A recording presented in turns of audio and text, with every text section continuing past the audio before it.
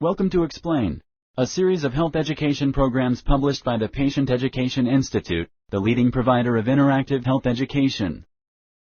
This video includes general medical information and does not replace the medical advice of your doctor or healthcare provider. If you have questions pertaining to your medical condition, ask your doctor or healthcare provider.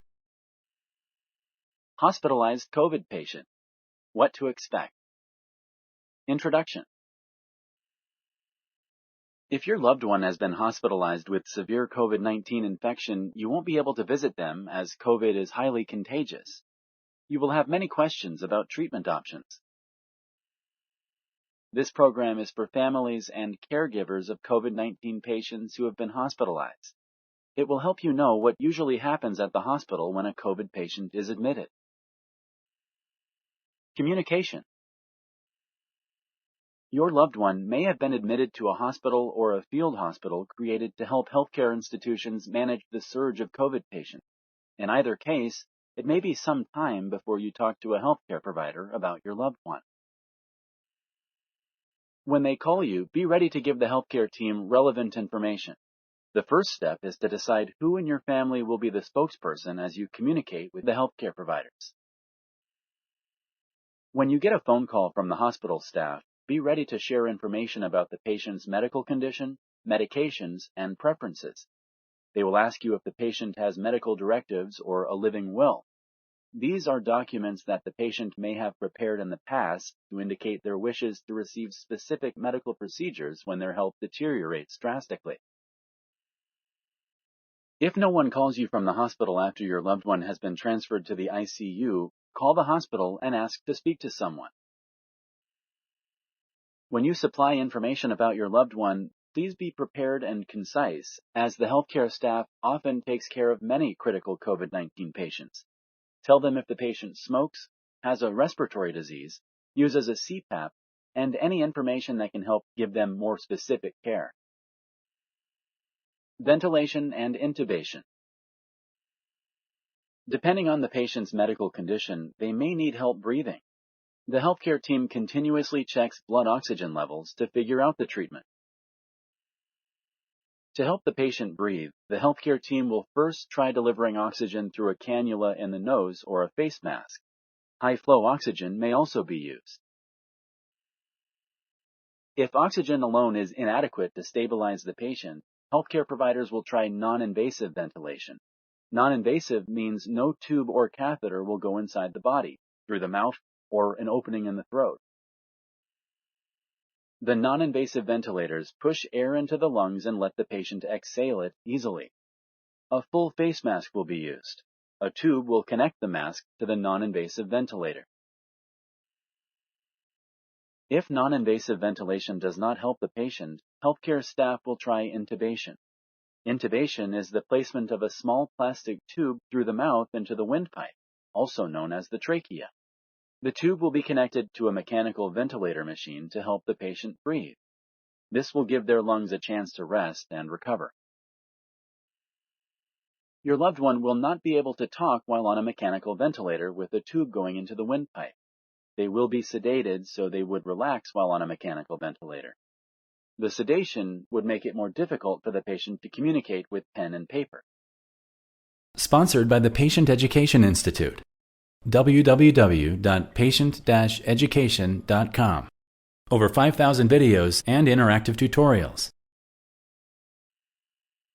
Additional care. The healthcare team may give your loved one medication to improve blood pressure when the blood pressure drops too low. In severe cases of COVID-19, the healthcare team may need to temporarily paralyze the patient's muscles, making the patient unable to communicate. In addition, the low level of oxygen in the blood of patients with severe COVID can cause them to become drowsy, which may affect their ability to move their arms and legs. Some patients with COVID-19 require a procedure called tracheostomy to help them breathe. A tracheostomy is a surgical procedure to make an opening in the neck into the trachea, the windpipe, to allow access to the breathing tube. Hospitalized COVID patients receive adequate nutrition through IV lines. Their urine will also be collected through urinary catheters. Proning. The ICU healthcare team may place COVID patients with respiratory distress on their stomachs to help with recovery. This is known as proning. Proning results in an even distribution of pressure throughout the lungs. This reduces lung injury resulting from sleeping on the back, lying horizontally with the face and torso facing up. Sleeping on the back is known as the supine position. A healthcare team carefully prone the COVID patient. Typically, a patient alternates between prone and supine positions. Specific lab and radiology images will be ordered to determine if the patient will continue with the prone position. If the patient cannot tolerate the prone position, they are returned to the supine position with an elevated head. ECMO. If the health of a COVID patient deteriorates despite using a mechanical ventilator, a treatment called ECMO may help save their lives.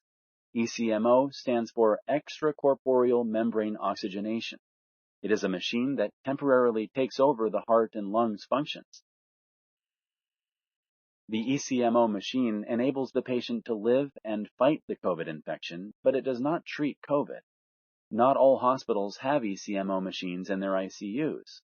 Those who do may not have enough of them for all patients during a surge in the pandemic. The ECMO machine is connected to a patient through plastic tubes placed in large veins and arteries of the legs, neck, or chest.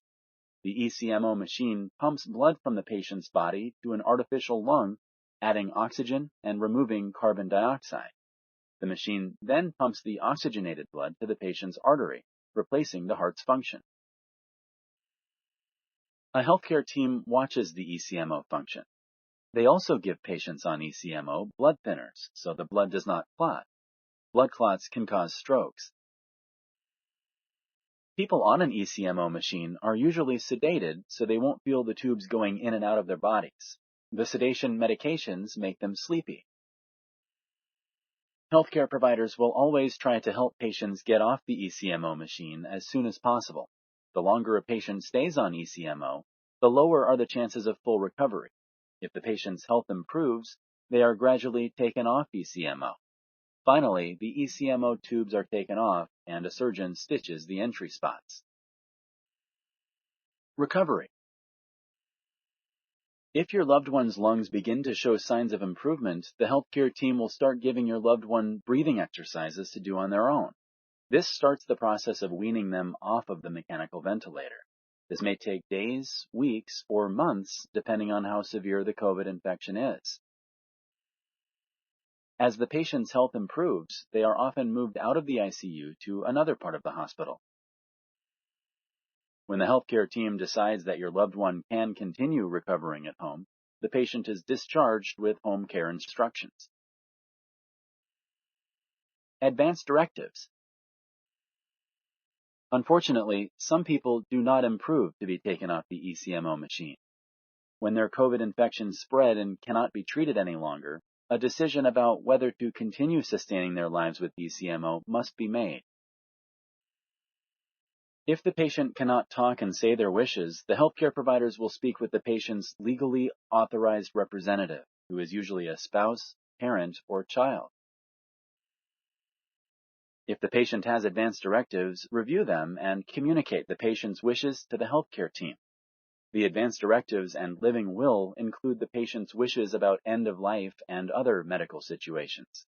They may also appoint the person who can make such decisions if the patient can't. If the patient doesn't have advanced directives or a living will, discuss with your family members your values and preferences. Remember to choose a spokesperson to communicate your wishes and values with the healthcare team. If you like this video, please like and share. For similar videos, subscribe to our channel. Summary. Thanks to advances in medicine, many treatment options are available to help patients hospitalized for severe COVID-19 infections. To help patients receive the oxygen they need, The healthcare team tries non-invasive ventilation at first. If this does not work, mechanical ventilation is tried.